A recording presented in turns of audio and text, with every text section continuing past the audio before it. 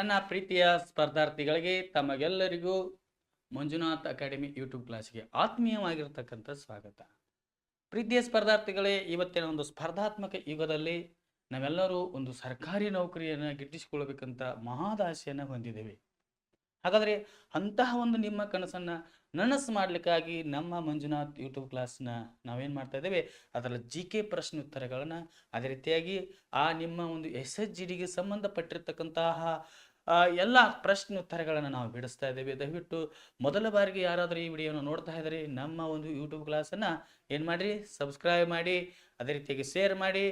ನಮ್ಮ ಈ ಕ್ಲಾಸ್ನಲ್ಲಿ ನಿಮಗೆ ಅನುಕೂಲವಾಗತಕ್ಕಂತಹ ಮಾಹಿತಿಗಳನ್ನು ನಾವು ನೀಡ್ತಾ ಇದ್ದೇವೆ. ಹಾಗಾದರೆ ಬನ್ನಿ ನನ್ನ ಪ್ರೀತಿಯ ಸ್ಪರ್ಧಾರ್ಥಿಗಳೇ, ಇವತ್ತಿನ ದಿನದಲ್ಲಿ ನಾವು ಏನು ಮಾಡೋಣಪ್ಪ ಅಂದರೆ ಈ SSGDA ಮತ್ತು MTS ಮತ್ತು ಹವಾಲ್ದಾರಿಗೆ ಸಂಬಂಧಪಟ್ಟಿರ್ತಕ್ಕಂತಹ GK ಪ್ರಶ್ನೆ ಉತ್ತರಗಳನ್ನ ನೋಡಿಕೊಳ್ಳೋಣ. ಪ್ರಶ್ನೆ ನಂಬರ್ 1 ರೀ ನೋಡಿ. ಪ್ರಶ್ನೆ ನಂಬರ್ 1 ಹೀಗಿದೆ: ನಾಣ್ಯಗಳ ಮೇಲೆ ಆಡಳಿತಗಾರನ ತಲೆಯ ಚಿತ್ರವನ್ನ ಪರಿಚಯಿಸಿದ ಮೊದಲ ಶಾತವಾಹನ ರಾಜ ಯಾರು?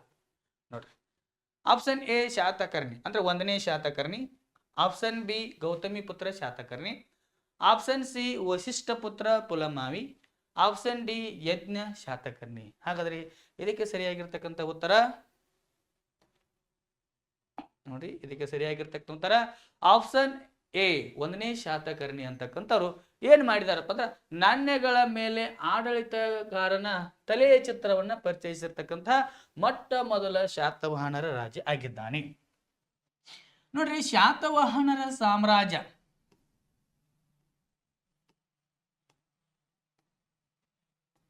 ಈ ಶಾತವಾಹನರ ಸಾಮ್ರಾಜ್ಯವನ್ನ ನಾವು ದಕ್ಷಿಣ ಭಾರತದ ಮೊಟ್ಟ ಮೊದಲ ಸಾಮ್ರಾಜ್ಯ ಅಂತ ಕರಿತಾ ಇದ್ದೇವೆ.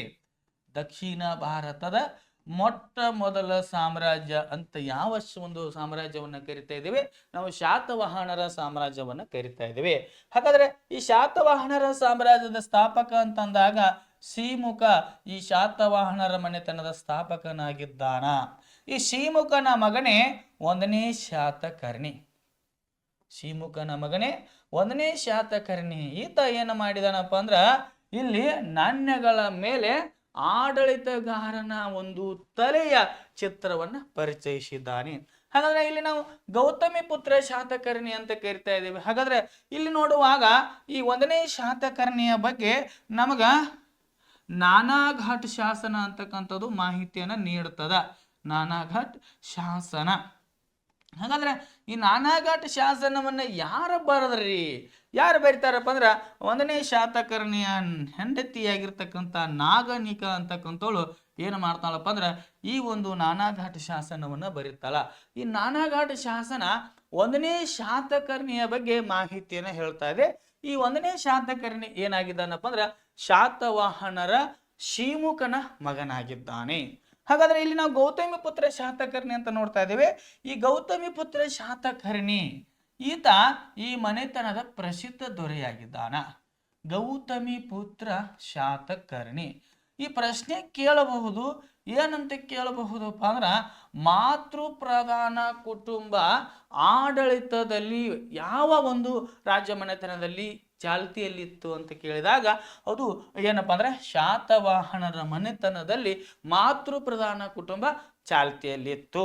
ಹೌದಲ್ಲ? ಹಾಗಾದ್ರೆ ಈ ಗೌತಮಿ ಅಂತಕ್ಕಂಥವ್ರು ಈ ಶಾತಕರ್ಣಿ ಅಂದ್ರೆ ಗೌತಮಿ ಪುತ್ರ ಶಾತಕರ್ಣಿಯ ತಾಯಿಯಾಗಿದ್ದಾಳೆ ಗೌತಮಿ ಬಾಲಶ್ರೀ. ನೋಡ್ರಿ, ಈ ಗೌತಮಿ ಬಾಲಶ್ರೀ ಏನಾಗಿದ್ದಾಳಪ್ಪ ಅಂದ್ರ ಇವನ ತಾಯಿ ಆಗಿದ್ದಾಳೆ. ಹಾಗಾದ್ರೆ ಗೌತಮಿ ಪುತ್ರ ಶಾತಕರ್ಣಿ, ಅದರಲ್ಲೇ ಗೊತ್ತಾಗ್ತದ ಇದು ಮಾತೃ ಪ್ರಧಾನ ಕುಟುಂಬ ಆಗಿತ್ತು. ಹಾಗಾದ್ರೆ ಈ ಗೌತಮಿ ಬಾಲಶ್ರೀ ಏನ್ ಮಾಡ್ತಾಳಪ್ಪ ಅಂದ್ರೆ ರೀ ನಾಸಿಕ್ ಶಾಸನವನ್ನ ಹೊರಡಿಸ್ತಾಳ. ಈ ನಾಸಿಕ ಶಾಸನ, ಹಾಗಾದ್ರೆ ಈ ನಾಸಿಕ ಶಾಸನ ಯಾರ ಬಗ್ಗೆ ಮಾಹಿತಿ ನೀಡ್ತದ ಅಂದಾಗ ಈ ನಾಸಿಕ ಶಾಸನ ಗೌತಮಿ ಪುತ್ರ ಶಾತಕರ್ಣಿಯ ಬಗ್ಗೆ ಮಾಹಿತಿಯನ್ನ ನೀಡ್ತಕ್ಕಂಥದ್ದಾಗಿದೆ. ಹಾಗಾದ್ರೆ ಈ ಗೌತಮಿ ಪುತ್ರ ಶಾತಕರ್ಣ ನಾಸಿಕ ಶಾಸನದ ಮುಖಾಂತರ ಏನು ಮಾಡ್ತಾ ಇದ್ದಪ್ಪ ಅಂದ್ರೆ ಅಶ್ವಮೇಧ ಯಾಗವನ್ನ ನಡೆಸ್ತಾ ಇದ್ದ. ನೋಡ್ರಿ, ಅಶ್ವಮೇಧ ಯಾಗವನ್ನ ನಡೆಸ್ತಾ ಇದ್ದ. ಅಷ್ಟೇ ಅಲ್ಲದ ಈತ ಏನು ಮಾಡಿದಪ್ಪ ಅಂದ್ರೆ ಶಕರ ನಹಪಾಣನನ್ನ ಸೋಲಿಸಿದ. ಶಕರ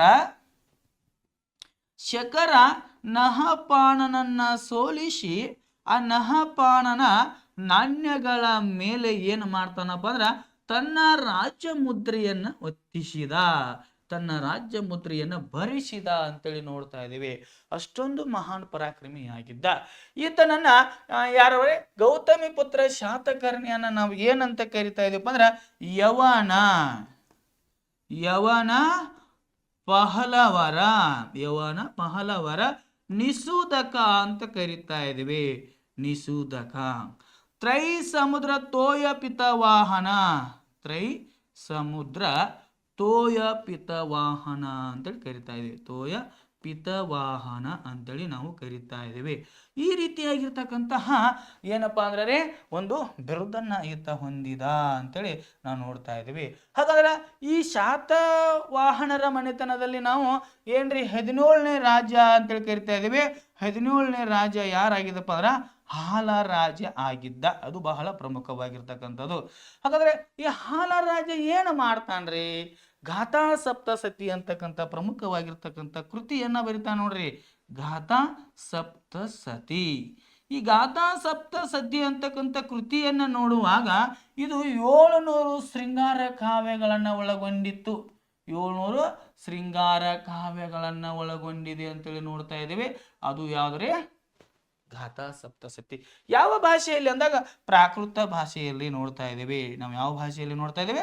ಪ್ರಾಕೃತ ಭಾಷೆಯಲ್ಲಿ ನೋಡ್ತಾ ಇದ್ದೀವಿ. ಹಾಗಾದ್ರೆ ಈ ಹಾಲರಾಜನ ಹೆಂಡತಿ ಲೀಲಾವತಿ ಅಂತೇಳಿ ನೋಡ್ತಾ ಇದ್ದೀವಿ. ಈ ಲೀಲಾವತಿ ಏನು ಮಾಡ್ತಾಳ? ಲೀಲಾವತಿ ಅಂತಕ್ಕಂಥವಳು ಏನು ಮಾಡ್ತಾಳಪ್ಪ ಅಂದ್ರೆ ಲೀಲಾವೈ ಅಂತಕ್ಕಂತಹ ಪ್ರಮುಖವಾಗಿರ್ತಕ್ಕಂತಹ ಒಂದು ಏನು ಮಾಡ್ತಾಳ? ಕೃತಿಯನ್ನ ಬರಿತಾಳ. ಈ ರೀತಿಯಾಗಿ ಈ ಶಾತವಾಹನರ ಸಾಮ್ರಾಜ್ಯವನ್ನು ನೋಡ್ತಾ ಇದ್ದೀವಿ. ಹಾಗಾದ್ರೆ ಈ ನಾವು ನಾಣ್ಯಗಳ ಮೇಲೆ ಏನು ಮಾಡ್ತಾನಪ್ಪ ಅಂದ್ರ ಆಡಳಿತಗಾರನ ತಲೆಯನ್ನ ಚಿತ್ರವನ್ನು ಪರಿಚಯಿಸಿರ್ತಕ್ಕಂಥ ಮೊದಲ ಶಾತವಾಹನರ ದೊರೆ ಅಂದಾಗ ಆತ 1ನೇ ಶಾತಕರ್ಣಿ. ಇನ್ನ ಶಾತವಾಹನರ ಕೊನೆಯ ದೊರೆ ಯಾರಂದಾಗ ಯಜ್ಞಶ್ರೀ ಶಾತಕರ್ಣಿ ಅಂತೇಳಿ ನೋಡ್ತಾ ಇದ್ದೀವಿ. ಯಜ್ಞಶ್ರೀ ಶಾತಕರ್ಣಿ ಈ ಶಾತವಾಹನರ ಮನೆತನದ ಕೊನೆಯ ದೊರೆಯಾಗಿದ್ದಾನೆ, ಕೊನೆಯ ದೊರೆಯಾಗಿದ್ದಾನೆ ಅಂತೇಳಿ ನೋಡ್ತಾ ಇದ್ದೀವಿ. ಹಾಗಾದ್ರೆ ನೆಕ್ಸ್ಟ್ ಪ್ರಶ್ನೆ ನಂಬರ್ 2. ಪ್ರಶ್ನೆ ನಂಬರ್ 2 ನೋಡ್ರಿ, ಗೌತಮ ಬುದ್ಧನ ಸಂದರ್ಭದಲ್ಲಿ ಕಾಂತಕ ಯಾರನ್ನ ಉಲ್ಲೇಖಿಸುತ್ತದೆ? ನೋಡಿ ಪ್ರೀತಿಯ ಸ್ಪರ್ಧಾರ್ಥಿಗಳೇ, ಆಪ್ಷನ್ ಎ ಅವರ ಶಿಷ್ಯ, ಆಪ್ಷನ್ ಬಿ ಅವರ ಮುಖ್ಯ ಸಲಹೆಗಾರ, ಆಪ್ಷನ್ ಸಿ ಅವರ ರಾಜಕುದುರೆ, ಆಪ್ಷನ್ ಡಿ ಅವರ ಆಧ್ಯಾತ್ಮಿಕ ಗುರು ಅಂತೇಳಿ ನೋಡ್ತಾ ಇದ್ದೀವಿ.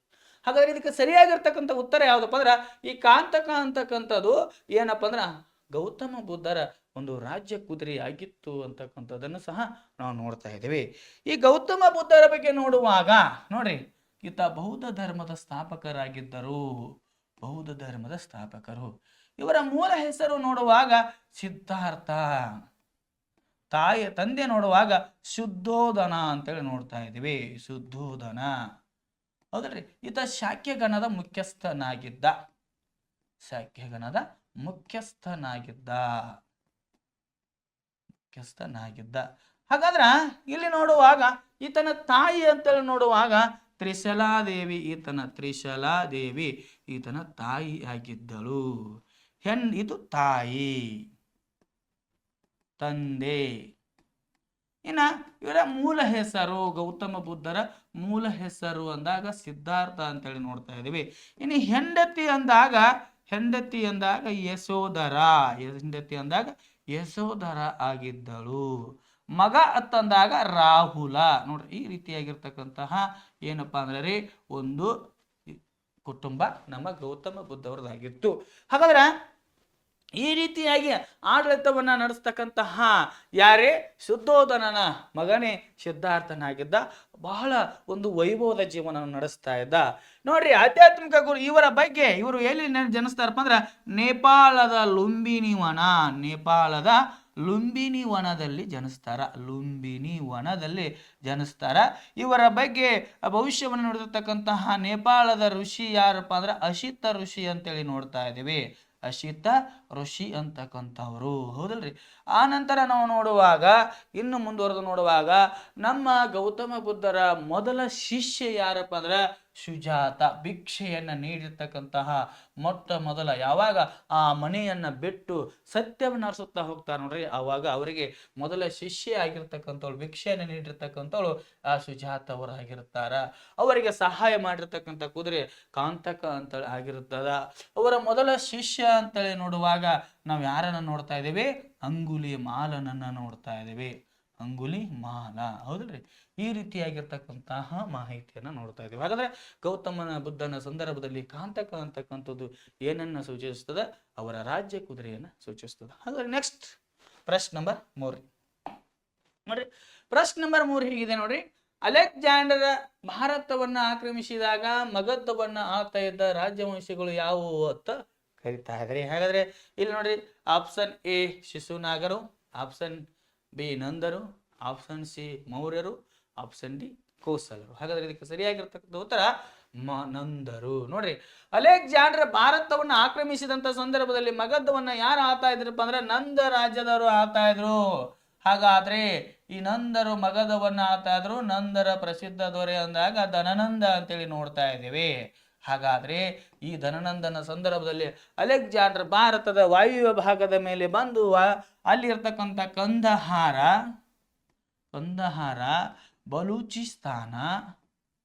ಬಲೂಚಿಸ್ತಾನ, ಅಫಘಾನಿಸ್ತಾನ ಹಲವು ಪ್ರದೇಶಗಳನ್ನ ವಶಪಡಿಸಿಕೊಳ್ತಾನ. ಹಾಗಾದ್ರೆ ಆ ಸಮಯದಲ್ಲಿ ಯಾರೇ ನಂದರ ದೊರೆಯಾಗಿರ್ತಕ್ಕಂಥ ಧನನಂದ ಮಗಧನ್ನ ಆಳ್ವಿಕೆಯನ್ನ ಮಾಡ್ತಾ ಇದ್ದ ಅಂತೇಳಿ ನೋಡ್ತಾ ಇದ್ದೀವಿ. ಹಾಗಾದ್ರೆ ಈ ನಂದರ ಧನನಂದನನ್ನ ನೋಡ್ರಿ ಕೊಂದಿರ್ತಕ್ಕಂಥ ದೊರೆ ಯಾರಪ್ಪ ಅಂದ್ರ ಮೌರ್ಯ ಸಾಮ್ರಾಜ್ಯದ ಚಂದ್ರಗುಪ್ತ ಮೌರ್ಯ ಅಂತೇಳಿ ನೋಡ್ತಾ ಇದ್ದೀವಿ. ಚಂದ್ರಗುಪ್ತ ಮೌರ್ಯ ಈತನ ಸಾಮ್ರಾಜ್ಯವನ್ನ ಸೋಲಿಸಿ ಈತನ ದುಷ್ಟ ಆಡಳಿತಕ್ಕೆ ಒಂದು ಬುನಾದಿಯನ್ನ ಹಾಡಿದ. ಅದಾಗಾದ್ರೆ ಈ ಚಂದ್ರಗುಪ್ತ ಮೌರ್ಯ ಸಾಮ್ರಾಜ್ಯದ ಪ್ರಸಿದ್ಧ ದೊರೆಯಾಗಿದ್ದ ಈತ. ಈ ಕಂದಹಾರ, ಬಲೂಚಿಸ್ತಾನ, ಅಫಘಾನಿಸ್ತಾನಗಳನ್ನ ಸಹ ಏನ್ ಮಾಡ್ತಾನ? ಈ ಚಂದ್ರಗುಪ್ತ ಮೌರ್ಯ ವಶಪಡಿಸಿಕೊಳ್ತಾನ ಅಲೆಕ್ಸಾಂಡರ್ನ ಸಾಮ್ರಾಜ್ಯವನ್ನ. ಅಲೆಕ್ಸಾಂಡರ್ ಮರಣವನ್ನ ಹೊಂದಿದ ನಂತರ ಈತನ ಆಸ್ಥಾನಕ್ಕೆ ಸೆಲ್ಯೂಕಸ್ ಅಂತಕ್ಕಂಥವ ಬರ್ತಾನ. ಈ ಸೆಲ್ಯೂಕಸ್ ಬಂದ ಈ ಪ್ರದೇಶಗಳನ್ನು ವಶಪಡಿಸಿಕೊಳ್ಳಾಕ ಬರ್ತಾನ. ಆದರೆ ಚಂದ್ರಗುಪ್ತ ಮೌರ್ಯನಿಂದ ಸೋಲನ್ನು ಅನುಭವಿಸ್ತಾನ. ಚಂದ್ರಗುಪ್ತ ಮೌರ್ಯನಿಂದ ಸೋಲನ್ನು ಅನುಭವಿಸಿರ್ತಕ್ಕಂಥ ಸೆಲ್ಯೂಕಸ್ ಏನ್ ಮಾಡ್ತಾನಪ್ಪ ಅಂದ್ರ ತನ್ನ ಮಗಳನ್ನ ಚಂದ್ರಗುಪ್ತ ಮೌರ್ಯನಿಗೆ ಕೊಟ್ಟ ಮದುವೆಯನ್ನ ಮಾಡ್ತಾನ ಅಂತೇಳಿ ನೋಡ್ತಾ ಇದ್ದೀವಿ. ಅಷ್ಟೇ ಅಲ್ಲದೆ ಚಂದ್ರಗುಪ್ತನ ಮೌರ್ಯನ ಆಸ್ಥಾನಕ್ಕೆ ಸೆಲ್ಯೂಕಸ್ ಏನ್ ಮಾಡ್ತಾನಪ್ಪ ಅಂದ್ರ ರಾಯಭಾರಿಯನ್ನ ಕಳಿಸ್ತಾನ. ಆತನೇ ಮೆಗಾಸ್ತನಿಸ್. ಈ ಮೆಗಾಸ್ತನಿಸ್ ಅಂತಕ್ಕಂಥ ರಾಯಭಾರಿಯನ್ನ ಕಳಿಸ್ತಾನ. ಹಾಗಾದ್ರೆ ಮೆಗಾಸ್ತನಿಸ್ ಅಂತಕ್ಕಂಥ ರಾಯಭಾರಿ ಇಲ್ಲಿ ಪ್ರಮುಖವಾಗಿರ್ತಕ್ಕಂಥ ಒಂದು ಕೃತಿಯನ್ನ ಬರಿತಾನ, ಇಂಡಿಕಾ ಎಂಬ ಗ್ರಂಥವನ್ನ ಬರಿತಾನ ಅಂತೇಳಿ ನೋಡ್ತಾ ಇದೀವಿ. ಹೌದ್ರಿ? ಹಾಗಾದ್ರೆ ಈ ರೀತಿಯಾಗಿರ್ತಕ್ಕಂಥ ಪ್ರಶ್ನೆ. ಇನ್ನ ಪ್ರಶ್ನೆ ನಂಬರ್ 4 ನೋಡ್ರಿ. ಪ್ರಶ್ನೆ ನಂಬರ್ 4 ಹೀಗಿದೆ. ಪುರುಷ ಸೂಕ್ತವು ಈ ಕೆಳಗಿನ ಯಾವ ವೇದದ ಭಾಗವಾಗಿದೆ? ಹಾಗಾದ್ರೆ ನೋಡ್ರಿ, ಆಪ್ಷನ್ ಎ ಸಾಮವೇದ, ಋಗ್ವೇದ, ಇದು ಋಗ್ವೇದ ಆಗ್ಬೇಕ್ರಿ, ಋಗ್ವೇದ, ಅಥರ್ವರ್ಣ ವೇದ, ಯಜುರ್ವೇದ. ಹಾಗಾದ್ರೆ ಇದರಲ್ಲಿ ಸರಿಯಾಗಿರ್ತಕ್ಕಂಥ ಉತ್ತರ ಯಾವ್ದಪ್ಪ ಅಂದ್ರೆ ಪುರುಷ ಸೂಕ್ತವನ್ನ ಸೂಚಿಸ್ತಕ್ಕಂಥ ವೇದ ಋಗ್ವೇದ ಆಗಿದೆ ಅಂತೇಳಿ ನೋಡ್ತಾ ಇದೀವಿ.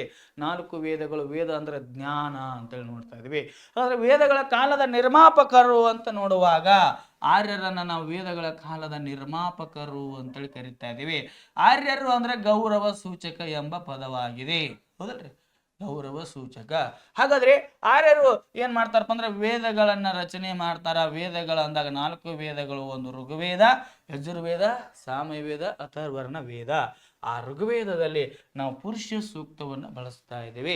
ಹೌದಲ್ರಿ? ಈ ಋಗ್ವೇದ ಕಾಲದ ಪುರೋಹಿತನನ್ನ ನಾವು ಏನಂತ ಕರಿತಾ ಇದ್ದೇವೆ? ಋಗ್ವೇದ ಕಾಲದ ಪುರೋಹಿತನನ್ನ ನಾವು ಹೋತ್ರಿ ಅಂತೇಳಿ ಕರಿತಾ ಇದ್ದೇವೆ. 1028 ಶ್ಲೋಕಗಳಿವೆ, 10 ಮಂಡಲಗಳಿವೆ ಋಗ್ವೇದದಲ್ಲಿ ನಾವು ನೋಡ್ತಾ ಇದ್ದೀವಿ. ಹೌದಲ್ರಿ? ಹಾಗಾದ್ರ ಇನ್ನ ಯಜುರ್ವೇದ ಕಾಲದ ಪುರೋಹಿತನನ್ನ ನಾವು ಏನಂತ ಕರಿತಾ ಇದ್ದೀವಿ? ಆಮೇಲೆ ಸಾಮವೇದ ಕಾಲದ ಆನಂತರ ಯಾರಪ್ಪ ಅಂದ್ರ ಅಥರ್ವರ್ಣ ವೇದ ಕಾಲದ ನೋಡ್ರಿ ಪುರೋಹಿತನನ್ನ ಅಂಗೀರಸ,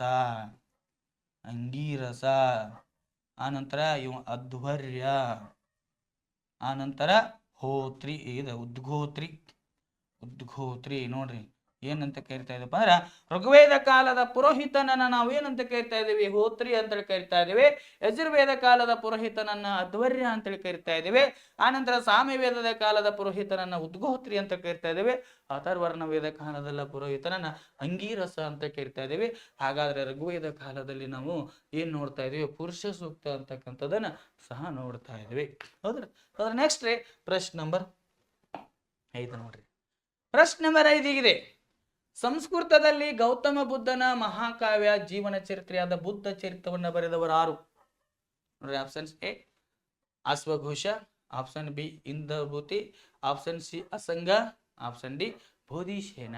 ಹಾಗಾದ್ರೆ ಇದಕ್ಕೆ ಸರಿಯಾಗಿರ್ತಕ್ಕಂಥ ಉತ್ತರ ಯಾವ್ದಪ್ಪ ಅಂದ್ರೆ ಅಶ್ವಘೋಷ ಅಂತೇಳಿ ನೋಡ್ತಾ ಇದೀವಿ. ಈ ಅಶ್ವಘೋಷ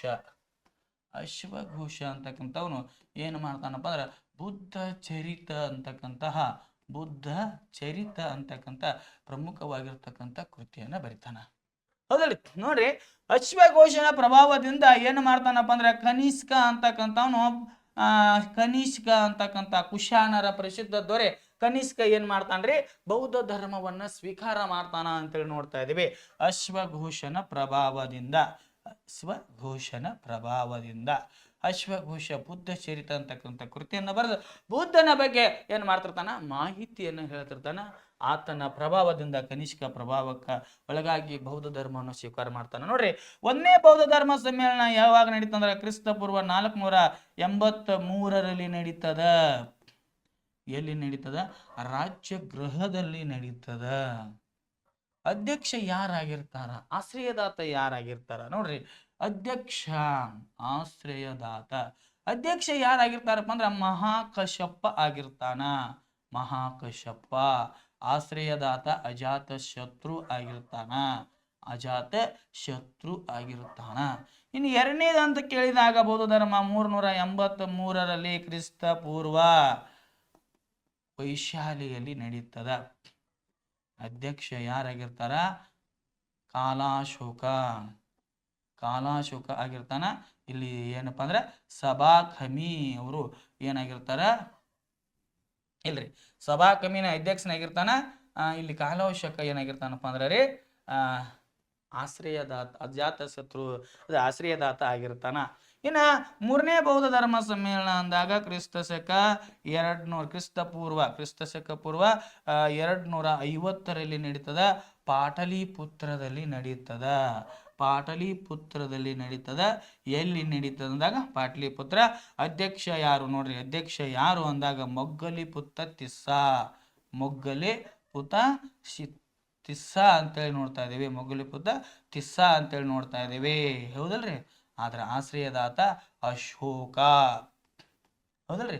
ಇಲ್ಲಿ ಆಶ್ರಯದಾತ ಸಭಾಕಮಿ ಇದ್ರಿ, ಅಧ್ಯಕ್ಷ ಸಭಾಕಮಿ, ಆಶ್ರಯದಾತ ಕಾಲಾಶೋಕ ಆಗಿದ್ದಾನ. ಇನ್ನು 4ನೇ ಬೌದ್ಧ ಧರ್ಮ ಸಮ್ಮೇಳನ ಅಂದಾಗ ಕ್ರಿಸ್ತಶಕ 100ರಲ್ಲಿ ನಡೀತದ. ಅದನ್ನು ಎಲ್ಲಿ ನಡೀತದಪ್ಪ ಅಂದ್ರ ಕಾಶ್ಮೀರದ ಕುಂಡಲಿ ವನದಲ್ಲಿ ನಡೆಯುತ್ತದ. ಹಾಗಾದ್ರೆ ಯಾರು ನಡೆಸ್ತಾರ? ಕನಿಷ್ಕ ನಡೆಸ್ತಾನ. ಹೌದಲ್ರಿ? ಅಧ್ಯಕ್ಷ ಯಾರು ಅಂದಾಗ ಇಲ್ಲಿ ಅಧ್ಯಕ್ಷ ವಸುಮಿತ್ರ ಬರ್ತಾನ. ಯಾರೇ? ವಸುಮಿತ್ರ ಬರ್ತಾನ. ಉಪಾಧ್ಯಕ್ಷ ಅಂದಾಗ ಅಶ್ವಘೋಷ ಬರ್ತಾನ. ನೋಡ್ರಿ, ಈ ರೀತಿಯಾಗಿರ್ತಕ್ಕಂತಹ ಮಾಹಿತಿ ಇಲ್ಲಿ ಐತ್ರಿ. ಹಾಗಾದ್ರೆ ಅಶ್ವಘೋಷ ಏನು ಬರೀತಾನ? ಸಂಸ್ಕೃತದಲ್ಲಿ ಗೌತಮ ಬುದ್ಧನ ಬಗ್ಗೆ ಒಂದು ಪ್ರಮುಖ ಕೃತಿಯನ್ನು ಬುದ್ಧ ಚರಿತ ಅಂತಕ್ಕಂಥ ಕೃತಿಯನ್ನು ಬರೀತಾನೆ. ನೆಕ್ಸ್ಟ್ ಪ್ರಶ್ನೆ ನಂಬರ್ 6. ಪ್ರೀತಿಯ ಸ್ಪರ್ಧಾರ್ಥಿಗಳೇ, ನಾವೆಲ್ಲರೂ ಏನು ಮಾಡ್ತಾ ಇದೀವಪ್ಪ ಅಂದ್ರೆ SSGDಗೆ ಸಂಬಂಧಪಟ್ಟಿರ್ತಕ್ಕಂಥ ಕಾನ್ಸ್ಟೇಬಲ್ ಆಗಿರ್ಬೋದು, MTS ಹವಾಲ್ದಾರಿಗೆ ಸಂಬಂಧಪಟ್ಟಿರ್ತಕ್ಕಂಥ ಪ್ರಶ್ನೋತ್ತರಗಳನ್ನ ರೆಡಿ ಮಾಡಿ ನಿಮಗೆ ನಾವು ಪ್ರಚುರಪಡಿಸ್ತಾ ಇದ್ದೇವೆ. ಹಾಗಾದರೆ ಮೊದಲ ಬಾರಿಗೆ ನಮ್ಮ ಈ ಯೂಟ್ಯೂಬನ್ನು ಯಾರು ನೋಡ್ತಾ ಇದ್ದೀರಿ, ದಯವಿಟ್ಟು ಸಬ್ಸ್ಕ್ರೈಬ್ ಮಾಡಿ, ಶೇರ್ ಮಾಡಿ, ಅದೇ ರೀತಿಯಾಗಿ ಇದರ ಸದುಪಯೋಗನ ಪಡಿಸಿಕೊಳ್ಳಿ. ಬನ್ನಿ, ಹಾಗಾದ್ರೆ ನೆಕ್ಸ್ಟ್ ಪ್ರಶ್ನೆ ಹೀಗಿದೆ ನೋಡ್ರಿ.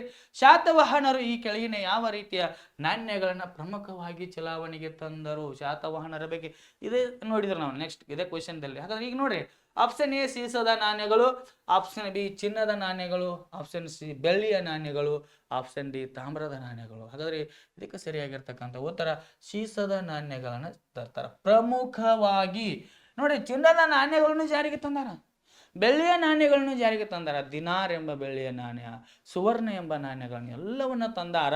ಆದ್ರೆ ಪ್ರಮುಖವಾಗಿ ಜಾರಿಗೆ ತಂದಿರತಕ್ಕಂಥ ನಾಣ್ಯ ಶೀಸದ ನಾಣ್ಯಗಳು ಅಂತೇಳಿ ತಂದಾರ. ಯಾರ? ಶಾತವಾಹನರು. ಶಾತವಾಹನರು ಏನ್ ಮಾಡ್ತಾರ? ನಾಣ್ಯಗಳ ಬಗ್ಗೆ ನೋಡ್ತಾ ಇದ್ದೇವೆ. ನಾಣ್ಯಗಳ ಬಗ್ಗೆ ನೋಡುವಾಗ ನಮ್ಮ ಭಾರತದಲ್ಲಿ ನೋಡ್ರಿ, ನೋಟುಗಳ ಮುದ್ರಣ ಕೇಂದ್ರವನ್ನ ನೋಡ್ತಾ ಇದ್ದೀವಿ. ಮುದ್ರಣಾ ಕೇಂದ್ರಗಳು ನೋಡ್ರಿ, MS ಧೋನಿ ಅವರು ನಾಸಿಕಕ್ಕೆ ಹೋದ್ರು. ಕೊಡ್ರಿ, M ಅಂದ್ರ ಮೈಸೂರಿ, S ಅಂದ್ರ ರೀ ಸಾಲ್ಬಾಯ್, ಆಮೇಲೆ D ಅಂದ್ರ ದೇವಾಶ್ರೀ, ಆನಂತರ ನಾಸಿಕ್ ರೀ. ಇವು ಏನಪ್ಪಾ ಅಂದ್ರೆ ನೋಟುಗಳ ಒಂದು ಮುದ್ರಣಾ ಕೇಂದ್ರಗಳು ಅಂತೇಳಿ ನೋಡ್ತಾ ಇದ್ದೇವೆ. ಹೌದಲ್ರಿ? ಇವು ಸಹ ನಮಗೆ ನೆನಪಿರಬೇಕು. ಹಾಗಾದ್ರೆ ಶಾತವಾಹನರು ಏನ್ ಮಾಡ್ತಾರಪ್ಪ ಅಂದ್ರ ಸೀಸದ ನಾಣ್ಯಗಳನ್ನ ಪ್ರಮುಖವಾಗಿ ಏನ್ ಮಾಡ್ತಾರ? ಚಲಾವಣೆಗೆ ತಂದರು. ಹೌದ್ರ? ನೋಡ್ರಿ, ನೆಕ್ಸ್ಟ್ ಪ್ರಶ್ನೆ ಹೇಗಿದೆ ನೋಡ್ರಿ. ಗುಪ್ತ ನಾಣ್ಯಗಳಿಗೆ ಸಂಬಂಧಿಸಿದಂತೆ ಈ ಕೆಳಗಿನ ಯಾವ ಹೇಳಿಕೆಗಳು ಸರಿಯಾಗಿವೆ? ನೋಡ್ರಿ, ಒಂದು, ಗುಪ್ತ ನಾಣ್ಯಗಳನ್ನ ಚೆನ್ನಾಗಿ ವಿನ್ಯಾಸಗೊಳಿಸಲಾಗಿದೆ ಮತ್ತು ಸೂಕ್ಷ್ಮವಾಗಿ ರಚಿಸಲಾಗಿದೆ. ಆಪ್ಷನ್ ಬಿ ರೀ, ನಾಣ್ಯಗಳು ಆಡಳಿತಗಾರರ ಚಟುವಟಿಕೆಗಳ ಸೌಂದರ್ಯದ ಪ್ರಭಾವಶಾಲಿ ಚಿತ್ರಣಗಳನ್ನ ಹೊಂದಿದೆ. ಗೊತ್ತಿರ್ಬೇಕ್ರಿ, ನಾ ಎಲ್ಲ ಇದ್ರ ಬಗ್ಗೆ ಕ್ಲಾಸ್ ಹೇಳಿದೇವ್ರಿ. ಹೌದಲ್ರಿ? ಆ ಕ್ಲಾಸ್ ಅನ್ನ ಕೇಳಿದವರಿಗೆ ಇವು ಏನ್ ಮಾಡ್ತಾರಪ್ಪ ಅಂದ್ರ ನೀವು ಆನ್ಸರ್ಗಳನ್ನ ಮಾಡಬಹುದು. ಹಾಗಾದ್ರೆ ಏನಿದೆ ರೀ, ಕೆಳಗೆ ನೀಡಲಾದ ಕೋಡ್ಗಳಿಂದ ಸರಿಯಾದ ಆಯ್ಕೆಯನ್ನ ಆರಿಸಿರಿ. ಆಪ್ಷನ್ ಎ ಕೇವಲ 1 ರೀ, ಆಪ್ಷನ್ ಬಿ ಕೇವಲ 2 ರೀ, ಆಪ್ಷನ್ ಸಿ 1 ಮತ್ತು 2, ಆಪ್ಷನ್ ಸಿ 1 ಮತ್ತು 2 ಅಲ್ಲ. ನೋಡ್ರಿ, ಹಾಗಾದ್ರೆ ಏನಪ್ಪಾ ಅಂದ್ರೆ ಗುಪ್ತ ಸಾಮ್ರಾಜ್ಯ ಅಂತ ನೋಡುತ್ತಾ ಇದ್ದೇವೆ. ಭಾರತದಲ್ಲಿ ಮೊಟ್ಟ ಮೊದಲ ಹಿಂದೂ ಸಾಮ್ರಾಜ್ಯ ಅಂದ್ರ ಅದು ಗುಪ್ತ ಸಾಮ್ರಾಜ್ಯ. ಹಿಂದೂ ಸಾಮ್ರಾಜ್ಯ ಅಂದ್ರೆ ಯಾವ್ದ್ರಿ? ಗುಪ್ತ ಸಾಮ್ರಾಜ್ಯ. ಸ್ಥಾಪಕ ಶ್ರೀಗುಪ್ತ. ಹೌದಲ್ರಿ? ಆನಂತರ 1ನೇ ಚಂದ್ರಗುಪ್ತ, ಆನಂತರ ಸಮುದ್ರಗುಪ್ತ. ನೋಡ್ರಿ, ಸಮುದ್ರಗುಪ್ತನನ್ನ ಭಾರತದ ನೆಪೋಲಿಯನ್ ಅಂತ ಕರೀತಾರ್ರಿ. ಯಾರು ಕರೆದ್ರು? ಸ್ಮಿತ್ ರವರು ಸಮುದ್ರಗುಪ್ತನನ್ನ ಭಾರತದ ನೆಪೋಲಿಯನ್ ಅಂತ ಕರೀತಾರ. ಸಮುದ್ರಗುಪ್ತನ ಬಗ್ಗೆ ಮಾಹಿತಿ ನೀಡ್ತಕ್ಕಂಥ ಶಾಸನ ಯಾವ್ದಪ್ಪ ಅಂದ್ರೆ ಅಲಹಾಬಾದ ಸ್ತಂಭ ಶಾಸನ ಅಂತೇಳಿ ನೋಡ್ತಾ ಇದ್ದೇವೆ. ಹೌದಲ್ರಿ? ಹಾಗಾದ್ರೆ ಸಮುದ್ರಗುಪ್ತನು ಸಹ ಕವಿರಾಜ ಎಂಬ ಬಿರುದನ್ನು ಸಹ ಪಡೆದದ್ದ. ಬಹಳ ಮಹಾನ್ ಪರಾಕ್ರಮಿ ದೊರೆ ಈ ಸಮುದ್ರಗುಪ್ತ ಆಗಿದ್ದ ಅಂತೇಳಿ ನೋಡ್ತಾ ಇದ್ದೇವೆ. ಹಾಗಾದ್ರೆ ಇವರ ಒಂದು ಕಾಲದಲ್ಲಿ ನಾವು ನೋಡ್ರಿ, ನಾಣ್ಯಗಳು ಚೆನ್ನಾಗಿ ವಿನ್ಯಾಸಗೊಳಿಸಲಾಗಿದೆ ಮತ್ತು ಸೂಕ್ಷ್ಮವಾಗಿ ರಚಿಸಲಾಗಿದೆ ಇತ್ರಿ. ಕರೆಕ್ಟ್ ಎದುರಿ. ಆದ್ರೆ ನಾಣ್ಯಗಳು ಆಡಳಿತಗಾರರ ಚಟುವಟಿಕೆಗಳ ಸೌಂದರ್ಯದ ಪ್ರಭಾವಶಾಲಿ ಚಿತ್ರಣಗಳನ್ನು ಹೊಂದಿದೆ. ನೋಡ್ರಿ, ನಾಣ್ಯಗಳು ಅಂದಾಗ ಸಮುದ್ರಗುಪ್ತ ಕವಿರಾಜ್ಯ ಅಂತಕ್ಕಂಥ ಬಿರುದನ್ನ ಹೊಂದಿದ ಅಂತೇಳಿ ನೋಡ್ತಾ ಇದೀವಿ. ನಾಣ್ಯಗಳನ್ನ ನೋಡ್ರಿ, ನಾಣ್ಯಗಳ ಮೇಲೆ ಆತನ ಒಂದು ವೀಣೆಯನ್ನ ನುಡಿಸ್ತಕ್ಕಂತಹ ಚಿತ್ರ ಇದೆ ರೀ. ಹಾಗಾದ್ರೆ ಆತ ಸಂಗೀತ ಪ್ರಿಯನೂ ಆಗಿದ್ದ. ಕವಿಗಳ ರಾಜ್ಯ ಅಂತೇಳಿ ಆತನನ್ನ ಕರೀತಾರ. ಈ ರೀತಿಯಾಗಿ ನಮಗೆ ಮಾಹಿತಿ ಸಿಕ್ಕದ ಈ ನಾಣ್ಯಗಳಿಂದ. ಹಾಗಾದ್ರ ಇದಕ್ಕೆ ಸರಿಯಾಗಿರ್ತಕ್ಕಂಥ ಉತ್ತರ ಆಪ್ಷನ್ ಸಿ 1 ಮತ್ತು 2 ರೀ. 2 ಏನಪ್ಪಾ ಅಂದ್ರೆ ಆಪ್ಷನ್ಗಳು ಸರಿಯಾಗಿವೆ. ಗುಪ್ತ ನಾಣ್ಯಗಳು ಚೆನ್ನಾಗಿ ವಿನ್ಯಾಸಗೊಳಿಸಲಾಗಿತ್ತು, ಸೂಕ್ಷ್ಮವಾಗಿ ರಚಿಸಲಾಗಿದೆ. ನೋಡ್ರಿ, ಇಲ್ಲಿ ನಾಣ್ಯಗಳ ಒಂದು ದೃಶ್ಯವನ್ನ ನಾವು ನೋಡ್ತಾ ಇದ್ದೀವಿ. ಯಾವ ರೀತಿಯಾಗಿದೆ ಅದು ಏನ್ರಿ? ಗುಪ್ತರ ಕಾಲದಲ್ಲಿ ಆಡಳಿತಗಾರರ ಚಟುವಟಿಕೆಗಳನ್ನು ಸಹ ನಾವು ಏನ್ ನೋಡ್ತಾ ಇದ್ದೀವಿ? ಆ ನಾಣ್ಯಗಳ ಮೇಲೆ ನೋಡ್ತಾ ಇದ್ದೀವಿ. ಹಾಗಾದ್ರೆ ಇದಕ್ಕೆ ಸರಿಯಾಗಿರ್ತಕ್ಕಂಥ ಉತ್ತರ 1 ಮತ್ತು 2. ಹಾಗಾದ್ರೆ ನೆಕ್ಸ್ಟ್ ಪ್ರಶ್ನೆ ನಂಬರ್ 8 ನೋಡಿ. ಪ್ರಶ್ನೆ ನಂಬರ್ 8 ಹೀಗಿದೆ. ಈ ಕೆಳಗಿನ ಯಾವ ಯುದ್ಧದಲ್ಲಿ ಶಹಾಬುದ್ದೀನ್ ಪೃಥ್ವಿರಾಜ್ ಚೌಹಾಣ್ ಅವರನ್ನ ಸೋಲಿಸಿದನು? ಪ್ರಶ್ನೆ ನಂಬರ್ 1 ಹೀಗಿದೆ ನೋಡ್ರಿ. ಮೊದಲನೇ ತೈರಿನ ಕದನ, ಆಪ್ಷನ್ ಬಿ 2ನೇ ತೈರಿನ ಕದನ, ಆಪ್ಷನ್ ಸಿ ಹಳದಿಘಾಟ್ ಕದನ, ಆಪ್ಷನ್ ಡಿ ಮೇಲಿನ ಯಾವುದು ಅಲ್ಲ. ಹಾಗಾದ್ರೆ ಇದಕ್ಕೆ ಸರಿಯಾಗಿರ್ತಕ್ಕಂಥ ಉತ್ತರ ನೋಡ್ರಿ. ಉತ್ತರವನ್ನು ನೋಡೋಕ್ಕಿಂತ ಮುಂಚೆ ಪೃಥ್ವಿರಾಜ್ ಚೌಹಾಣನ ಬಗ್ಗೆ ನೋಡುವಾಗ ಇವರು ರಜಪೂತರ ಮನೆತನದ ಚೌಹಾಣರ ಮನೆತನದ ಪ್ರಸಿದ್ಧ ದೊರೆಯಾಗಿದ್ದಾರೆ. ಚೌಹಾಣರ ಪ್ರಸಿದ್ಧ ದೊರೆ ನೋಡ್ರಿ. ಪೃಥ್ವಿರಾಜ್ ರಾಸು ಅಂತಕ್ಕಂಥ ಕೃತಿಯನ್ನ ನೋಡ್ತಾ ಇದೀವಿ. ಯಾರು ಬರ್ದಾರಪ್ಪ ಅಂದ್ರ ಚಾಂದ್ ಬರ್ದಾಯಿ ಅಂತಕ್ಕಂಥವನು ಬರ್ದಿದ್ದಾನ. ಪೃಥ್ವಿರಾಜ್ ಚೌಹಾಣ್ ಅವರು ಮಹಾನ್ ಪರಾಕ್ರಮಿ ವ್ಯಕ್ತಿಗಳಾಗಿದ್ದರು. ಮೊದಲನೇದಾಗಿ 1191ರಲ್ಲಿ ಮಹಮ್ಮದ್ ಘೋರಿ ಅಂತಕ್ಕಂಥವ್ ಬರ್ತಾನ. ಈತ ಏನ್ ಮಾಡ್ತಾನಪ್ಪ ಅಂದ್ರ ನಮ್ಮ ಪೃಥ್ವಿರಾಜ್ ಚೌಹಾಣ್ ಅವರು 1191ರಲ್ಲಿ ಒಂದನೇ ತೈರನ್ ಕಾಳಗದಲ್ಲಿ ಆತನನ್ನ ಸೋಲಿಸ್ತಾನ, ಕ್ಷಮಿಸಿ ಬಿಡ್ತಾನ. ರಜಪೂತರ ಗುಣ ಏನ್ರಿ? ಶರಣಾದವರನ್ನ ಕ್ಷಮಿಸುವುದು, ಶತ್ರುಗಳನ್ನ ಕ್ಷಮಿಸುವುದು, ಅವರ ಗೋವುಗಳನ್ನ ಬಿಟ್ಟು ಬಿಡುವುದು, ಏನ್ರಿ ಅವರನ್ನ ಗೌರವಿಸುವುದಾಗಿತ್ತು ನಮ್ಮ ಈ ರಜಪೂತರ ಒಂದು ಒಳ್ಳೆ ಗುಣ ರೀ. ಹಾಗಾದ್ರೆ ಒಂದನೇ ತೈರನ್ ಕಾಳಗದಲ್ಲಿ ಮಹಮ್ಮದ್ ಘೋರಿ ಏನ್ ಮಾಡ್ತಾನ್ರಿ? ಸೋಲನ್ನ ಅನುಭವಿಸ್ತಾನ. ಹಾಗಾದ್ರೆ ಇಲ್ಲಿ ಪ್ರಶ್ನೆ ಏನಿದೆ ನೋಡ್ರಿ, ಏನಿದೆ ಪ್ರಶ್ನೆ ರೀ? ಯಾವ ಯುದ್ಧದಲ್ಲಿ ಶಹಾಬುದ್ದೀನ್ ಪೃಥ್ವಿರಾಜ್ ಚೌಹಾಣ್ ಅವರನ್ನ ಸೋಲಿಸಿದ? ಹಾಗಾದ್ರೆ ಶಹಾಬುದ್ದೀನ್ ಯಾರ್ರೀ? ಶಹಾಬುದ್ದೀನ್ ಅಂದಾಗ ಮೊಹಮ್ಮದ್ ಘೋರಿಯ ಹೆಸರ್ರಿ ಅದು ಶಹಾಬುದ್ದೀನ್ ಅಂತಕ್ಕಂಥದ್ದು ಮಹಮ್ಮದ್ ಘೋರಿಯ ಹೆಸರ್ರಿ. ಯಾವಾಗ ಒಂದನೇ ತೈರನ್ ಕಾಳಗದಲ್ಲಿ ಶಹಾಬುದ್ದೀನ್ ಮಹಮ್ಮದ್ ಘೋರಿಯನ್ನ ಸೋಲಿಸಿ ಕ್ಷಮಿಸಿ ಬಿಡ್ತಾನ ನೋಡ್ರಿ, ಆಗ ಈತ ಮತ್ತ 1192ರಲ್ಲಿ ರೆಡಿಯಾಗಿ ಬರ್ತಾನ. ಅದೇ ಎರಡನೇ ತೈರನ್ ಕಾಳಗ. ಎರಡನೇ ತೈರನ್ ಕಾಳಗದಲ್ಲಿ ಏನು ಮಾಡ್ತಾನಪ್ಪ ಅಂದ್ರ ಪೃಥ್ವಿರಾಜ್ ಚೌಹಾಣನನ್ನ ಸೋಲಿಸಿ ಬಿಡ್ತಾನ. ಪೃಥ್ವಿರಾಜ್ ಚೌಹಾಣನನ್ನ ಸೋಲಿಸಿ ಏನು ಮಾಡ್ತಾನಪ್ಪ ಅಂದ್ರ ಆತನ ರಾಜಧಾನಿಯಾಗಿರ್ತಕ್ಕಂತಹ ದೆಹಲಿಯನ್ನ ತನ್ನ ರಾಜಧಾನಿಯಾಗಿ ಮಾಡ್ಕೊಳ್ತಾನ. ಹಾಗಾದ್ರೆ ಆ ಮೊಹಮ್ಮದ್ ಘೋರಿ ಆ ದೆಹಲಿಯನ್ನ ನೋಡ್ಕೊಳಕ ಕುತುಬುದ್ದೀನ್ ಐಬಕ್ನನ್ನ ನೇಮಿಸಿ ಬಿಡ್ತಾನ. ಕುತುಬುದ್ದೀನ್ ಐಬಕ್ನನ್ನ ನೇಮಿಸಿದಾಗ ಅಲ್ಲಿಂದ ದೆಹಲಿ ಸುಲ್ತಾನರು ಅಂತಕ್ಕಂತಹ ಸಾಮ್ರಾಜ್ಯ ಸ್ಥಾಪನೆಯಾಗೇ ಬಿಟ್ಟತ್ರಿ. ಅದು ಯಾರಿಂದರೆ? ಈ ಒಬ್ಬ ಮಹಮ್ಮದ್ ಘೋರಿಯಿಂದ. ನೋಡ್ರಿ, ಮೊದಲನೇದಾಗಿ ನಾವು ಗುಲಾಮ ಸಂತತಿ ಅಂತೇಳಿ ನೋಡ್ತಾ ಇದ್ದೇವೆ. ಗುಲಾಮ ಸಂತತಿ ಹೌದ್ರಿ, ಸಂತತಿ 1220ರಿಂದ 1290. ಎರಡನೇದಾಗಿ ಖಿಲ್ಜಿ ಸಂತತಿ 1290ರಿಂದ ಹಿಡಿದು 1320 ಅಂತ ನೋಡ್ತಾ ಇದ್ದೀವಿ. ಆನಂತರ ತುಘಲಕ್ ಸಂತತಿ 1320ರಿಂದ ಹಿಡಿದು 1414 ಅಂತೇಳಿ ನೋಡ್ತಾ ಇದ್ದೀವಿ. ಆನಂತರ ಸಯ್ಯದ್ ಸಂತತಿ ಅಂದ್ರೆ 1414ರಿಂದ ಹಿಡಿದು 1451 ಅಂತ ನೋಡ್ತಾ ಇದೀವಿ. ಕೊನೆಯದಾಗಿ ಲೋಧಿ ಸಂತತಿ 1451ರಿಂದ 1526 ಅಂತೇಳಿ ನೋಡ್ತಾ ಇದ್ವಿ. ಈ ರೀತಿಯಾಗಿ ಇಲ್ಲಿಂದ ಈ ಸಾಮ್ರಾಜ್ಯ ಸ್ಥಾಪನೆ ಆಯ್ತ್ರಿ. ಯಾವಾಗ ಲೋಧಿ ಸಂತತಿ ಕೊನೆಯದುರಿ ಆಗಿರ್ತಕ್ಕಂಥ ಇಬ್ರಾಹಿಂ ಲೋಧಿಯನ್ನ ಯಾರೇ ಬಾಬರ್ ಅಂತಕ್ಕಂಥವ್ನು 1526ರಲ್ಲಿ ಸೋಲಿಸ್ತಾನ. ಅದನ್ನ ಮೊದಲನೇ ಪಾನಿಪತ್ ಕದನ ಅಂತ ಹೇಳ್ತಾ ಇದ್ದೇವೆ. ಅಲ್ಲಿಗೆ ಮತ್ತೆ ಮೊಘಲರ ಸಾಮ್ರಾಜ್ಯ ಸ್ಥಾಪನೆ ಆಯಿತು ಅಂತ ನೋಡ್ರಿ. ಹಾಗಾದ್ರೆ ನೆಕ್ಸ್ಟ್ ಬನ್ನಿ, ಪ್ರಶ್ನೆ ನಂಬರ್ 9 ನೋಡ್ರಿ. ಪ್ರಶ್ನೆ ನಂಬರ್ 9 ಹೀಗಿದೆ: ರಾಮನ ಸೇತುವೆ ಅಥವಾ ರಾಮ ಸೇತುವೆ ಈ ಕೆಳಗಿನ ಯಾವ ಜಲಸಂಧಿಯಲ್ಲಿದೆ? ನೋಡ್ರಿ ಪ್ರಶ್ನೆ. ಆಪ್ಷನ್ ಎ ಬೇರಿಂಗ್ ಜಲಸಂಧಿ, ಆಪ್ಷನ್ ಬಿ ಪಾಕ್ ಜಲಸಂಧಿ, ಆಪ್ಷನ್ ಸಿ ಕುಕ್ ಜಲಸಂಧಿ, ಆಪ್ಷನ್ ಡಿ ಟ್ರೆಬಾವ್ ಜಲಸಂಧಿ. ಹಾಗಾದ್ರೆ ಇದಕ್ಕೆ ಸರಿಯಾಗಿರ್ತಕ್ಕಂಥ ಉತ್ತರ ಪಾಕ್ ಜಲಸಂಧಿ ಅಂತ ನೋಡ್ತಾ ಇದ್ವಿ. ರಾಮನ ಸೇತುವೆ ಹೌದಲ್ರಿ, ರಾಮ ತಂದೆಯ ಮಾತನ್ನ ಕೇಳುವಂತ ವ್ಯಕ್ತಿ ಹೌದಲ್ರಿ, ಒಂದು ಮಾತನಾಡದೆ ಕಾಡಿಗೆ ಹೋಗಿರ್ತಕ್ಕಂಥ ವ್ಯಕ್ತಿ ಹೌದಲ್ರಿ ನಮ್ಮ ರಾಮ. ಹಾಗಾದ್ರೆ ಆತನ ಸೇತುವೆ ಯಾವ ಜಲಸಂಧಿಯಲ್ಲಿದೆ? ಪಾಕ್ ಜಲಸಂಧಿಯಲ್ಲಿದೆ. ಜಲಸಂಧಿ ಅಂದಾಗ ಎರಡು ಪ್ರಮುಖವಾಗಿರ್ತಕ್ಕಂತಹ ಜಲಭಾಗವನ್ನ ಸೇರಿಸುವ ನಡುವಿನ ಭಾಗವೇ ಜಲಸಂಧಿ ಅಂತೇಳಿ ಕರೀತಾ ಇದ್ದೇವೆ. ಹಾಗಾದ್ರೆ ಪಾಕ್ ಜಲಸಂಧಿ ಶ್ರೀಲಂಕಾ ಮತ್ತು ಭಾರತದ ನಡುವಿನ ಒಂದು ಭಾಗವನ್ನ ಸೇರಿಸ್ತಕ್ಕಂಥದ್ದೇ ಈ ಪಾಕ್ ಜಲಸಂಧಿ.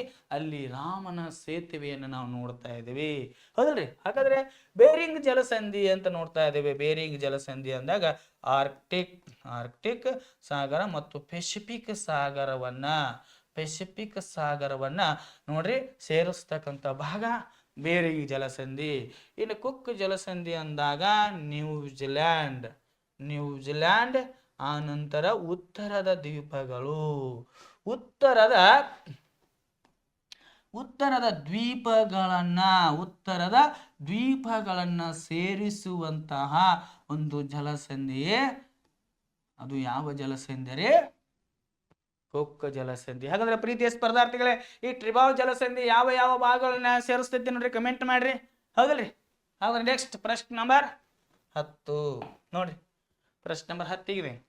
ಪ್ರದೇಶವಾರು ಈ ಕೆಳಗಿನಗಳಲ್ಲಿ ಯಾವುದು ಭಾರತದ ಅತಿ ದೊಡ್ಡ ಬೌದ್ಧ ಶಾಸ್ತ್ರೀಯ ಘಟಕವಾಗಿದೆ? ಆಪ್ಷನ್ ಎ ಹಿಮಾಲಯ ಪರ್ವತಗಳು, ಆಪ್ಷನ್ ಬಿ ಥಾರ್ ಮರುಭೂಮಿ, ಆಪ್ಷನ್ ಡಿ ಡೆಕ್ಕನ್ ಪ್ರಸ್ಥಭೂಮಿ, ಆಪ್ಷನ್ ಡಿ ಉತ್ತರ ಭಾರತದ ಮಹಾಬಯಲು ಪ್ರದೇಶಗಳು ಅಂತ ನೋಡ್ರಿ. ಹಾಗಾದ್ರೆ ಯಾವ್ದ್ರಿ ಇದರಲ್ಲಿ ಸರಿಯಾಗಿರ್ತಕ್ಕಂಥ ಉತ್ತರ? ಆಪ್ಷನ್ ಸಿ ಡೆಕ್ಕನ್ ಪ್ರಸ್ಥಭೂಮಿ. ಡೆಕ್ಕನ್ ಪ್ರಸ್ಥಭೂಮಿ ಅಂದಾಗ ಇದು ಭಾರತದ ಅತಿ ದೊಡ್ಡ ಬೌದ್ಧ ಶಾಸ್ತ್ರೀಯ ಘಟಕವಾಗಿದೆ. ಹಿಮಾಲಯ ಪರ್ವತ ನೋಡ್ತಾ ಇದ್ದೀವಿ ನಾವು. ಹಿಮಾಲಯ ಪರ್ವತದಲ್ಲಿ ಮಹಾ ಹಿಮಾಲಯ, ಮಧ್ಯ ಹಿಮಾಲಯ, ಹೊರ ಹಿಮಾಲಯ. ಮಹಾ ಹಿಮಾಲಯವನ್ನ ಹಿಮಾದ್ರಿ ಅಂತ ಕರಿತಾ ಇದ್ದೀವಿ, ಮಧ್ಯ ಹಿಮಾಲಯವನ್ನ ಹಿಮಾಚಲ ಅಂತ ಕರಿತಾ ಇದ್ದೀವಿ, ಹೊರ ಹಿಮಾಲಯವನ್ನ ಶಿವಾಲಿಕ ಬೆಟ್ಟಗಳು ಅಂತ ಕರಿತಾ ಇದ್ದೀವಿ. ಈ ಹಿಮಾಲಯದಲ್ಲಿ ನಾವು ಏನ್ ನೋಡ್ತಾ ಇದ್ದೀವಿ ರೀ? ಭಾರತದ ಅತ್ಯಂತ ಎತ್ತರವಾಗಿರ್ತಕ್ಕಂಥ ಶಿಖರ K2 ನೋಡ್ತಾ ಇದ್ದೀವಿ. ಆ ನಂತರ ಪ್ರಪಂಚದ ಎತ್ತರವಾಗಿರ್ತಕ್ಕಂಥ ಶಿಖರ ಮೌಂಟ್ ಎವರೆಸ್ಟ್. ಹೌದಲ್ರಿ? 8848 ಮೀಟರ್. ಆದ್ರೆ K2 8611 ಮೀಟರ್ ಅನ್ನ ನೋಡ್ತಾ ಇದ್ದೀವಿ. ಹಾಗಾದ್ರೆ ಈ ರೀತಿಯಾಗಿ ನಾವು ಪೂರ್ವಘಟ್ಟದ ಅತ್ಯಂತ ಎತ್ತರವಾಗಿರ್ತಕ್ಕಂಥ ಶಿಖರ ಆರಮಕೊಂಡ. ಹೌದಲ್ರಿ? ಹಾಗಾದ್ರೆ ಗುರು ಶಿಖರ ಅಂತಕ್ಕಂಥದ್ದೆಲ್ರಿ ಅರಾವಳಿ ಪರ್ವತ ಸರಣಿಯಲ್ಲಿ ಬರ್ತಕ್ಕಂಥ ಅತ್ಯಂತ ಎತ್ತರವಾಗಿರ್ತಕ್ಕಂಥ ಶಿಖರ. ಪಶ್ಚಿಮ ಘಟ್ಟಗಳಲ್ಲಿ ಅತ್ಯಂತ ಎತ್ತರವಾಗಿರ್ತಕ್ಕಂಥ ಶಿಖರ ಅನ್ನಯಮುಡಿ ಅಂತೇಳಿ ನೋಡ್ತಾ ಇದ್ದೀವಿ. ಈ ರೀತಿಯಾಗಿರ್ತಕ್ಕಂತಹ ಪ್ರಶ್ನೆ ಇದೆ. ಹಾಗಾದ್ರೆ ಥಾರ್ ಮರುಭೂಮಿ ಅಂದಾಗ ನೋಡ್ರಿ, ಇದು ಎಲ್ಲಿ ಬರ್ತೈತ್ರಿ? ರಾಜಸ್ಥಾನದಲ್ಲಿ ಕಂಡು ಬರ್ತಕ್ಕಂಥ ಥಾರ್ ಮರುಭೂಮಿ. ರಾಜಸ್ಥಾನದಲ್ಲಿ ಕಂಡು ಬರ್ತಕ್ಕಂತಹ ಥಾರ್ ಮರುಭೂಮಿಯನ್ನ ನೋಡ್ತಾ ಇದೀವಿ ನಾವು. ಅದೇ ರೀತಿಯಾಗಿ ಉತ್ತರ ಭಾರತದ ಮಹಾಬಯಲು ಪ್ರದೇಶಗಳು ಯಾವಾಗ ನದಿಗಳು ತಾವು ಏನಪ್ಪಾ ಅಂದ್ರ ಹಿಮಾಲಯ ಪರ್ವತ ನದಿಗಳ ಉಗಮ ಸ್ಥಾನವಾಗಿದೆ. ನದಿಗಳು ಹೊತ್ತು ಹರಿಯುವಾಗ ತಂದು ಅಲ್ಲಿಂದ ಹೊತ್ತು ತಂದಿರತಕ್ಕಂಥ ಮಣ್ಣನ್ನ ಮಕ್ಕಳು ಮಣ್ಣಿನಿಂದ ನಿರ್ಮಾಣವಾಗಿರ್ತಕ್ಕಂತಹ ಮೈದಾನವನ್ನು ನಾವು ಉತ್ತರ ಭಾರತದ ಮಹಾಬಯಲು ಪ್ರದೇಶಗಳು ಅಂತ ಕರಿತಾ ಇದ್ದೀವಿ. ಈ ರೀತಿಯಾಗಿರ್ತಕ್ಕಂಥ ಪ್ರಶ್ನೆ. ಹಾಗಾದ್ರೆ ಈ ಕೆಳಗಿನಲ್ಲಿ ಯಾವುದು ಭಾರತದ ಅತಿ ದೊಡ್ಡ ಭೌತಶಾಸ್ತ್ರೀಯ ಘಟಕವಾಗಿದೆ ಅಂದಾಗ ಅದು ಡೆಕ್ಕನ್ ಪ್ರಸ್ಥಭೂಮಿ ಅಂತೇಳಿ ನೋಡ್ತಾ ಇದ್ದೀವಿ. ಹಾಗಾದ್ರೆ ನನ್ನ ಪ್ರೀತಿಯ ಸ್ಪರ್ಧಾರ್ಥಿಗಳೇ, ಇಲ್ಲಿಯವರೆಗೆ ಜಿಕೆಗೆ ಸಂಬಂಧಪಟ್ಟಿರ್ತಕ್ಕಂತಹ 10 ಪ್ರಶ್ನೆ ಉತ್ತರಗಳನ್ನ ನೋಡಿಕೊಂಡೇವು. ಹಾಗಾದ್ರೆ ಈ ನಿಮ್ಮ 10 ಪ್ರಶ್ನೆಗಳಲ್ಲಿ ಯಾವ ಪ್ರಶ್ನೆಗಳಾದ್ರೆ ನಿಮಗೆ ಡೌಟ್ ಅನಿಸಿದರೆ ಕಮೆಂಟ್ ಮೂಲಕ ತಿಳಿಸಿ. ಹಾಗಾದ್ರೆ ಇಲ್ಲಿವರೆಗೆ ಈ ವಿಡಿಯೋವನ್ನು ವೀಕ್ಷಿಸಿದ್ದಕ್ಕಾಗಿ ತಮಗೆಲ್ಲರಿಗೂ ಧನ್ಯವಾದಗಳು. ಮತ್ತೆ ನಾಳಿನ ವಿಡಿಯೋದೊಂದಿಗೆ ಭೇಟಿಯಾಗೋಣ. ನಮಸ್ಕಾರ. ಎಸ್ಎಸ್ಸಿ ಜಿಡಿ, ಎಸ್ಎಸ್ಸಿ ಎಂಟಿಎಸ್ ಮತ್ತು ಹವಾಲ್ದಾರ್ ಹುದ್ದೆಗಳಿಗೆ ಪೂರ್ವಭಾವಿಯಾಗಿ ದೈಹಿಕ ಮತ್ತು ಲಿಖಿತ ಪರೀಕ್ಷೆಯ ತರಬೇತಿ ಕೊಡಲಾಗುವುದು. ಪ್ರವೇಶಗಳು ಪ್ರಾರಂಭವಾಗಿವೆ. ಕರ್ನಾಟಕ ಪೊಲೀಸ್ ಕಾನ್ಸ್ಟೇಬಲ್ ಹುದ್ದೆಗಳ ತರಬೇತಿಗೆ ಪ್ರವೇಶ ಪ್ರಾರಂಭವಾಗಿವೆ. ಸಂಪರ್ಕಿಸಿ. ಪಾಲಕರ ಆಶೀರ್ವಾದ, ಯುವಕರ ಪ್ರೋತ್ಸಾಹದಿಂದ ಸರ್ಕಾರದಿಂದ ಮಾನ್ಯತೆ ಪಡೆದು ಕರ್ನಾಟಕದಲ್ಲಿ ಯಶಸ್ವಿಯಾಗಿ 21ನೇ ವರ್ಷದಲ್ಲಿ ಮುನ್ನಡೆಯುತ್ತಿರುವ ಸಂಸ್ಥೆಯಿಂದ ಇಂಡಿಯನ್ ಆರ್ಮಿಯಲ್ಲಿ Agniveer, general duty, tradesman, army assistant officer, store keeper ಮತ್ತು ಟೆಕ್ನಿಕಲ್ ಹುದ್ದೆಗಳಿಗೆ ಅಗ್ನಿವೀರ ಇಂಡಿಯನ್ ಆರ್ಮಿಯನ್ನ ಸೇರಬಯಸುವ ಅಭ್ಯರ್ಥಿಗಳಿಗೆ ಪೂರ್ವಭಾವಿಯಾಗಿ ಕಂಪ್ಯೂಟರ್ ಬೇಸ್ಡ್ ಎಕ್ಸಾಮ್ ಹಾಗೂ ದೈಹಿಕ ಪರೀಕ್ಷೆಗಳಿಗೆ ತರಬೇತಿ ನೀಡಲಾಗುವುದು. ವುಮೆನ್ ಮಿಲಿಟರಿ, ಪೊಲೀಸ್, ಸ್ಟೇಟ್ ಹಾಗೂ ಸೆಂಟ್ರಲ್ ಪೊಲೀಸ್ ಕಾನ್ಸ್ಟೇಬಲ್ ಹಾಗೂ SSC GD, BSF, CRPF, Assam rifles, ITBP, CISF, SSB ಹಾಗೂ ಮುಂದೆ ನಡೆಯುವ ಅಗ್ನಿವೀರ ಆರ್ಮಿ ರ್ಯಾಲಿಗೆ ಪುರುಷ ಹಾಗೂ ಮಹಿಳಾ ಅಭ್ಯರ್ಥಿಗಳಿಗೆ ತರಬೇತಿ ಕೊಡಲಾಗುವುದು. ಹಾಸ್ಟೆಲ್ ಸೌಲಭ್ಯ ಕೂಡ ಇರುತ್ತೆ. ಸಂಪರ್ಕಿಸಿ. ಶ್ರೀ ಮಂಜುನಾಥ ಸೈನಿಕ ತರಬೇತಿ ಕೇಂದ್ರ, ಮೂಡಲ್ಗಿ, ತಾಲೂಕು ಮೂಡಲ್ಗಿ, ಜಿಲ್ಲೆ ಬೆಳಗಾವಿ, ರಾಜ್ಯ ಕರ್ನಾಟಕ. ಪ್ರವೇಶ ಪ್ರಾರಂಭವಾಗಿದೆ.